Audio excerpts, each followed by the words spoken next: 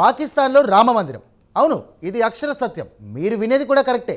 పాకిస్తాన్లో రామ మందిర నిర్మాణం జరుగుతోంది. కానీ మన దేశంలో ఉన్న అయోధ్య రామయ్యను దర్శించుకోవడానికి పాకిస్తాన్లో నివసించేటువంటి హిందువులకు అయోధ్య రావడం కష్టంతో కూడుకున్న పని. భారత్ పాకిస్తాన్ మధ్య ఉన్న ఉద్రిక్తల వల్ల ఈ అవకాశం లభించడం అసాధ్యంగా మారింది. అయితే పాకిస్తాన్లో రామ మందిర నిర్మాణం జరుగుతోంది.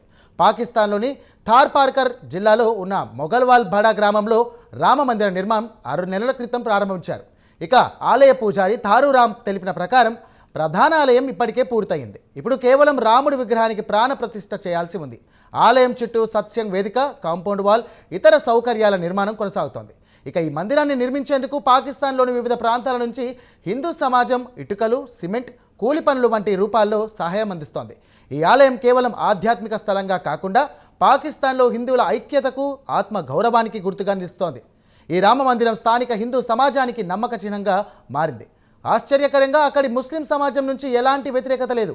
కొందరు ముస్లింలు కూడా ఈ ఆలయ నిర్మాణానికి సహకరిస్తున్నారని పూజారి వెల్లడించారు. ఇది భక్తిపరంగా మాత్రమే కాకుండా సామాజిక సమరసతకు ప్రతీకగా మారుతోంది.